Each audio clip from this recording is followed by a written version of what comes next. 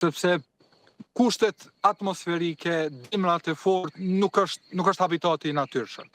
Kështu që përkohësisht kujdesemi ne për shkak se organizata në portfolion e saj ka dhe kujdesin për macet e mëdha që i quajmë ne, tigrat, luan, e të tjera. Interesante. Është e pazakon me pa një luan në Kosovë. Po pra, ka dhe një luan aty, do me thënë.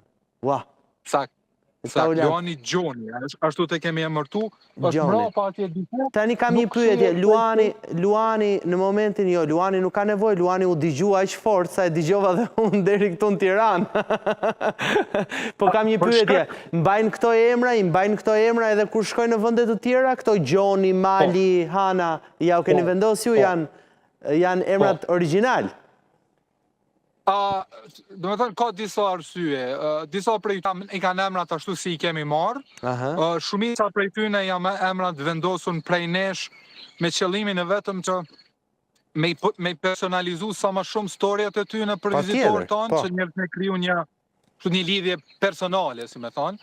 Nuk është se kafshët e egra i marrin emrat të zëmë si kur qeni ose si kur macja, edhe përgjigjen kur i thret.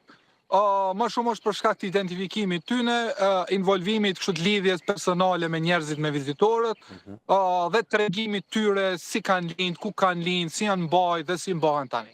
E kuptoj. Niset më thoje diçka në fakt pak më përpara për Gjonin, po të ndërpreva, se kisha kuriozitet për këtë pyetjen e emrave.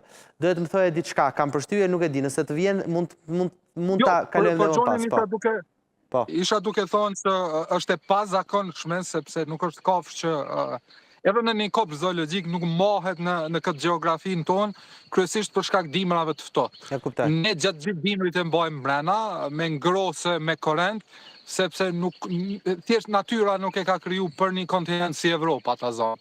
Është kafshë e krijuar për një kontinent tjetër, dhe po shpresojmë, sepse është shumë e komplikuar kjo pjesa, sikur që është me ne njerëzit me vizat, me udhëtimet, me kafshët është edhe më e komplikuar, dhe po shpresojmë që këtë vit do t'ja dalim ta transferojmë përkohësisht në Holland, ku është një strehimore jona për një rikuperim, dhe destinacioni final duhet të jetë në Afrikën e Jugut. Në Afrikën e Jugut, e kuptoj. Ka pashaport këto kafshët e egra? Po, kanë. Ka, po këto regullat e transfereve... Si a bëjnë ata lëvizin me pashaport në Kosovës kudo?